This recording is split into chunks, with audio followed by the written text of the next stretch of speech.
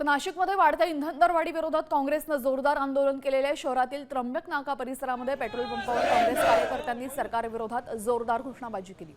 Petrol, diesel आणि LPG गॅसच्या किमती गगनाला भिडल्याने सर्वसामान्य जनता त्रस्त असून ही दरवाढ तात्काळ रद्द करावी अशी मागणी आंदोलनकर्त्यांनी केली आहे.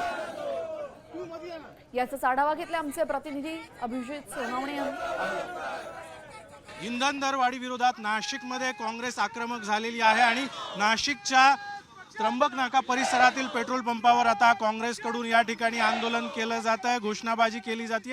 हातामध्ये जर आपण बघितलं तर पेट्रोल डिझेलची दरवाढ रद्द करा, पेट्रोल डिझेलचं वाटप सुरळीत करा अशा पद्धतीचे फलक काँग्रेसच्या कार्यकर्त्यांनी या ठिकाणी घेतलेले बघायला मिळतात. एसी कॅबिनमध्ये बसलेल्या देवेंद्र फडणवीस आणि त्याच्या मंत्रिमंडळांना, त्यांच्या अधिकाऱ्यांना कुठचाही अभ्यास नाही आहे.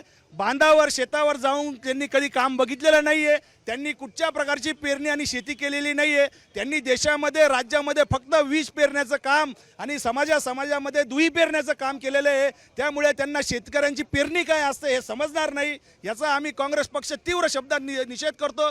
सर्वात अगोदर ग्रामीण भागात शेतकऱ्यांना डिझेल सुरळीत कसं होईल हे त्यांनी बघावं ही आम्ही नम्र विनंती करतो त्यांना. हे जे पेट्रोल दरवाढ झालेली आहे, बाकीच्या गोष्टी देखील वाढ म्हणजे आज गव्हर्नमेंटनी ह्या गोष्टीला असं ठरवलेलं आहे की सामान्य जनतेला मारायचं आणि स्वतःचेच पोटं भरायचे.